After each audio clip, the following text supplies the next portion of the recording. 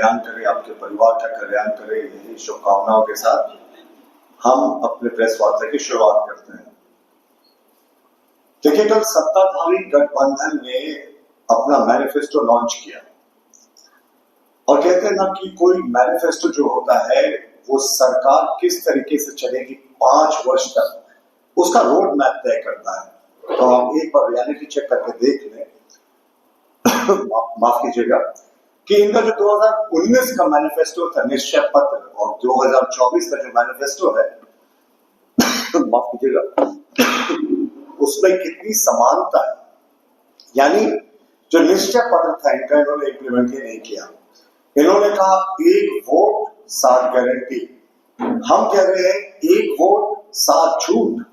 7 झूठी गारंटी। साहब, देश को सिर्फ मोदी की गारंटी पर भरोसा है। और अगर आप कॉन्ट्रास्ट करके देखिए तो एक तरफ मोदी की गारंटी है बनाम जो सत्ताधारी गठबंधन है उसके 1 वोट और 7 झूठ का ऑप्शन है। जनता को सिर्फ और सिर्फ मोदी जी के वादों पर यकीन है, क्योंकि हमने ही कहा था 370 हटाएंगे कश्मीर से, हमने हटाया। 35 से हटाएंगे कश्मीर से, हमने हटाया। हमने कहा था ट्रिपल तलाक हटाकर जो मुस्लिम बहनें हैं उनको उनका हक दिलाएंगे, वो हमने किया।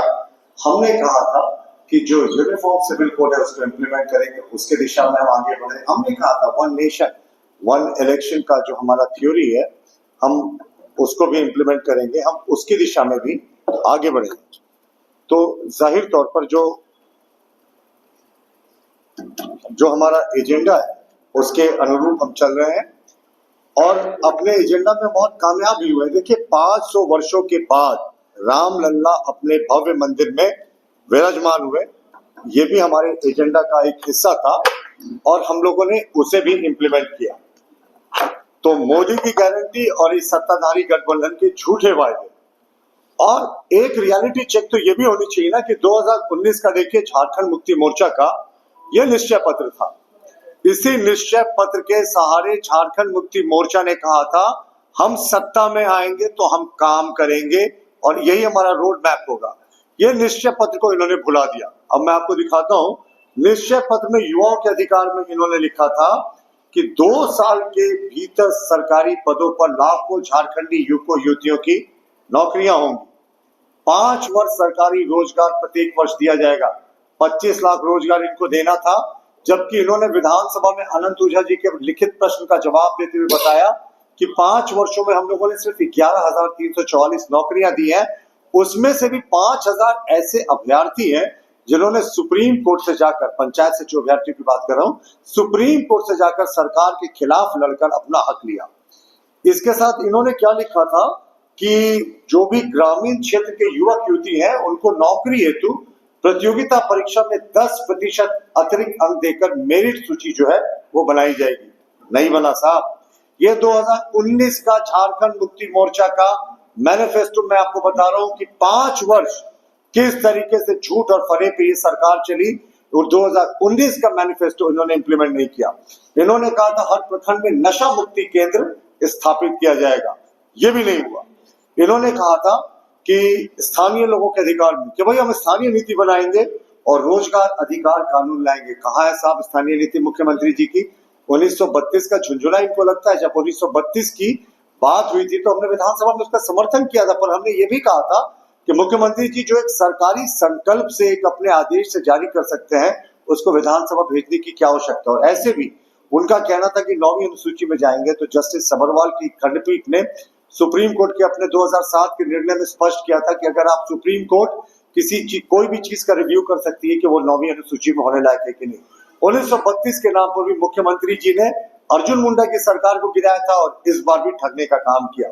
इन्होंने कहा था कि जो अधिग्रहित भूमि है जिसका उपयोग नहीं हो रहा है वो रैयतों को वापस की जाएगी। 1 कट्ठा जमीन जो झारखंड के आदिवासी मूलवासी हैं उनको वापस नहीं हुआ। इन्होंने कहा था कि झारखंड आंदोलन के शहीदों के परिवार और आंदोलनकारियों के लिए पेंशन योजना सरकार बनने के 1 साल के भीतर प्रारंभ होगा। ये भी इन्होंने नहीं किया, जबकि हमने स्पष्ट किया है कि 7,500 रुपए का मानदेय एवं तमाम सुविधाएं झारखंड आंदोलनकारी और उनके परिजनों को हम देंगे। इन्होंने क्या कहा था कि हम जितने छात्र हैं केजी से पीजी तक सबको हम मुफ्त शिक्षा देंगे। बिल्कुल नहीं किया। 2019 का ये मैनिफेस्टो है झारखंड मुक्ति मोर्चा का, अलग अलग पॉइंट्स है उसके। मैं इसकी रियलिटी चेक करा रहा हूं कि कल इन्होंने एक झूठा दस्तावेज जो जारी किया वो एक आधार होता है कि आपने 5 वर्षों में अपने पुराने मैनिफेस्टो पर क्या किया। महिलाओं के अधिकार पर इन्होंने कहा था कि आंगनबाड़ी सेविका, सहायिका, रसोइया के लिए उचित सेवा शर्तों का निर्धारण और सम्मानजनक आय सुनिश्चित की जाएगी, नहीं किया। इन्होंने कहा था पंचायत सचिव, पंचायत सेवक, एएनएम शिक्षिका एवं होमगार्ड जैसे पदों के सभी रिक्तियों को तत्काल भरा जाएगा, नहीं किया। इन्होंने कहा था हर अनुमंडल मुख्यालय में सभी सुविधाओं के साथ महिला महाविद्यालय बनेगा, फिर से रिपीट किया 2024 के मैनिफेस्टो में। यानी 2019 का ये जो मैनिफेस्टो था, निश्चय पत्र, उसके आधार पर इस सरकार बिल्कुल काम नहीं कर पाई। और इन्होंने लिखा था गरीब परिवार की महिलाओं को 2000 रुपया चूल्हा खर्च प्रति माह दिया जाएगा, नहीं दिया। अंतिम में 57वें महीना में मुख्यमंत्री महिला सम्मान योजना लेकर आए, 1000 रुपया देने का वादा किया। और जिस कैबिनेट से, हम तो जानना चाहेंगे मुख्यमंत्री जी, आपने अपने अंतिम कैबिनेट से जो सम्मान राशि को हमारी नकल कर 2500 रुपए बढ़ाने का कार्य किया था, उस समय तो मॉडल कोड ऑफ कंडक्ट नहीं लगा था, आपने तत्काल प्रभाव से इसे क्यों नहीं लागू किया? जाहिर है ये आपके लिए सिर्फ चुनावी भत्ता है। और इन्होंने जो बड़ी बड़ी बातें कही थी उस पर इनका कोई भी अभी तक इम्प्लीमेंटेशन नहीं रहा। गरीबों के अधिकार इनका एक चैप्टर था, उसमें इन्होंने कहा था 72,000 रुपए की राशि गरीबों को हर वर्ष सुनिश्चित की जाएगी, 1 रुपया किसी एक गरीब को नहीं मिला। मैनिफेस्टो में क्या हो गया 5 वर्षों में? इन्होंने कहा था कि विधवा महिलाओं को पेंशन के रूप में 2500 रुपए तक की राशि दी जाएगी। 6 महीने से अनेक जगह पर विधवा पेंशन ही बंद है। इन्होंने कहा था कि जो जन वितरण दुकान है वहां पर चाय पत्ती, सरसों तेल, साबुन, सब्जियां और दाल भी जो है वो रियायती दर पर उपलब्ध कराया जाएगा। जन वितरण प्रणाली में तो ये ठीक से राशन उपलब्ध नहीं करा पा रहे हैं, वो तो हमारी सरकार केंद्र की 80 करोड़ लोगों को अनाज दे रही है, उसके जरिए कुछ राहत है, वरना यहाँ का तो जो डिलीवरी सिस्टम है वो पूरे तरीके से फेल कर गया। किसानों की ये सरकार ने बड़ी बड़ी बातें की इस बार के मैनिफेस्टो में। 2019 के मैनिफेस्टो में इन्होंने क्या कहा था साहब कि लागत मूल्य को जो है एमएसपी को हम 2700 रुपया करेंगे, नहीं किया। इन्होंने कहा हर एक प्रखंड में, हर एक जिले में किसान बैंक की स्थापना की जाएगी, किसान अपने उत्पादनों को यहाँ बेच सकेंगे, उत्पादों को ये भी ये नहीं बेच सके। उचित दाम देने की बात कही थी, वो भी इन्होंने नहीं किया। इन्होंने कहा हर प्रखंड में मॉडल किसान स्कूल बनेगा। मैं 2019 के निश्चय पत्र की बात कर रहा हूँ, जेएमएम की। किसी भी जो मंडल या प्रखंड है कहीं मॉडल स्कूल नहीं किया खुला। इन्होंने तो किसानों के जो कर्ज माफी की बात कही थी, देखिए बड़ा इंटरेस्टिंग पॉइंट है, किसानों का कर्ज माफ किया जाएगा। 37 लाख रजिस्टर्ड किसान है, उनका इस सरकार ने कर्ज माफी का वादा किया था और सरकार ने सिर्फ एक संकल्प लाया कि साहब 4 लाख के किसान है, हम इनका ऋण माफी कर रहे हैं। अभी तक इनके खाते में पैसा नहीं गया, वो लोन आज भी बरकरार है। इसी तरीके से इन्होंने कहा था कि अब 100 दिन की जगह 150 दिन का मनरेगा के तहत काम दिया जाएगा। और मनरेगा में इतना बड़ा घोटाला हुआ कि केंद्र ने कई बार रियलिटी चेक के लिए पत्र लिखा कि साहब आप बताएं कि आपने पैसे का कहां उपयोग किया, इन्होंने वो भी डिटेल नहीं दिया। अब आदिवासी, दलित और वन संरक्षण की बात करते, पेसा कानून जो मुख्यमंत्री जी हमेशा कहते हैं पेसा कानून को सख्ती से लागू किया जाएगा। साहब 5 वर्ष बीत गए मुख्यमंत्री जी, आपकी सरकार ने पेसा कानून की नियमावली को ही अधिसूचित नहीं किया, जिससे पेसा कानून पूरे तरीके से इस राज्य में लागू नहीं हो सका। तो हाथी के दांत, अब सिर्फ आदिवासी के लिए गाड़ियाली आंसू बहाते हैं। पेसा कानून क्यों आज तक आपने लागू नहीं किया उसकी नियमावली को? इन्होंने कहा कि सीएनटी एसपीटी एक्ट का सख्ती से अनुपालन होगा। मुख्यमंत्री जी शुरुआत अपने आप से ही करें ना।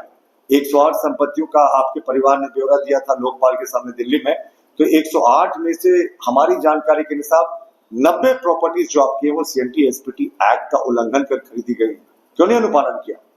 देखिए उन्होंने ये कहा था कि जो ट्राइबल सब प्लान की राशि है वो सिर्फ आदिवासी के विकास की योजनाओं पर खर्च किया जाएगा, जबकि सीएजी ने बहुत कड़ी आपत्ति की थी अपने रिपोर्ट में कि ट्राइबल सब प्लान के पैसे को भी बड़े पैमाने पर ये डाइवर्ट कर रहे हैं। तो इन्होंने कहा वार्ड सदस्य, मुखिया, पंचायत समिति सदस्य, जिला परिषद सदस्यों को अपने अपने क्षेत्र में विकास के लिए अलग राशि देने की व्यवस्था की जाएगी। साहब इन्होंने तो पंचायत चुनाव करा दिया बिना पिछड़ों को आरक्षण दिए, और नगर निकाय चुनाव अभी तक ठप इसलिए है क्योंकि ये पिछड़ों को आरक्षण देने वाला ट्रिपल टेस्ट नहीं शुरू करा पाए। तो इस सरकार ने डेमोक्रेसी का जो थर्ड लेयर होता है, जो पंचायत की बात करें, नगर निकायों की बात करें, उसको पूरे तरीके से पंगु बनाकर अधिकारियों का वर्चस्व कर दिया। जल जंगल जमीन की बात करें, इन्होंने कहा सभी जिला मुख्यालय वाले शहरों के निकट जलाशयों का निर्माण करें। मुख्यमंत्री जी, खुली चुनौती है भाजपा की आपको, एक भी जलाशय का नाम बता दे किसी शहर के नजदीक तो पिछले 5 सालों में आपने बनाया हो। इन्होंने कहा था गंगा नदी से पाइप बिछाकर संथाल परगना के ग्रामीण घरों में नल से जल की आपूर्ति की जाएगी और हर घर में नल से जल योजना में झारखंड बॉटम से सेकंड नंबर पे, यानी पूरे तरीके से फिसड्डी है। बड़े पैमाने पर इस पर भ्रष्टाचार हुआ है। जो पेयजल आपूर्ति मंत्री है, उनके करीबियों के यहाँ, उनके रिश्तेदारों के यहाँ, उनके सहायकों के यहाँ छापा पड़ा है और बहुत सारे आपत्तिजनक दस्तावेज जो है ईडी को मिला है। तो इन्होंने जो कहा वो बिल्कुल ही नहीं कहा। इन्होंने क्या कहा था कि वर्षों से खास महल एवं जमाबंदी की जमीनों पर रह रहे परिवारों को मान सम्मान के साथ जीने का अधिकार मिलेगा। आज भी खास महल और जमाबंदी की जमीनों पर इन लोगों को, आदिवासियों को, मूलवासियों को अधिकार नहीं मिला है। तो ये साफ दिखा रहा है। विस्थापन के लिए इन्होंने कहा था बड़ी बड़ी बातें। शिक्षा एवं स्वास्थ्य, सभी बंद प्रारंभिक स्कूलों को खोला जाएगा। ये हम पे आरोप लगाते हैं कि हमने 5000 स्कूलों को बंद कर दिया, जबकि हमने नीति आयोग की रिपोर्ट के अनुसार उसका मर्जर किया था और हमारे भी बंद पड़े स्कूलों को जो खोलने की इन्होंने बात कही थी ना, 5 वर्ष बीत गए। मुख्यमंत्री जी इनोवा से, मर्सिडीज से, रेंज रोवर से वो तमाम अपनी गाड़ियां बदलते गए। मंत्रियों के लिए स्विमिंग पूल युक्त बंगला बन गया, लेकिन ये बच्चों के भविष्य के लिए इन्होंने कुछ नहीं किया। आज भी इस प्रदेश में 96% मिडिल स्कूलों में प्रिंसिपल्स नहीं है। 68% कुल जो इस राज्य में शिक्षकों के पद हैं वो प्राइमरी, मिडिल या हाई स्कूल टीचर्स की बात करें, वो आज भी खाली है।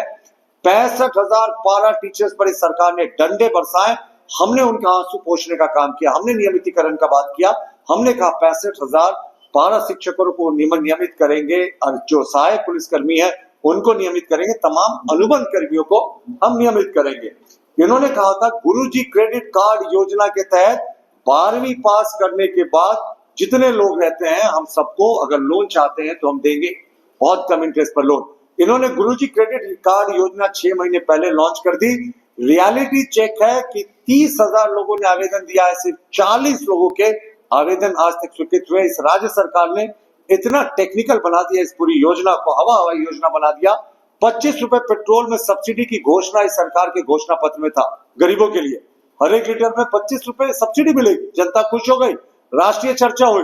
लेकिन ढाक के 3 पात कुछ नहीं दिया मुख्यमंत्री जी ने, ये योजना बंद हो गई। अब तो वित्त मंत्री जी ने कहा कि इस बार हमारे जो बजट है और जो सप्लीमेंट्री बजट है उसमें इसका कोई प्रावधान भी नहीं है। इन्होंने कहा था कि बिजली, जो निःशुल्क बिजली, हम 100 यूनिट तक बिजली आपूर्ति हम मुफ्त कराएंगे। अब तो इन्होंने 200 300 का भी वादा किया है।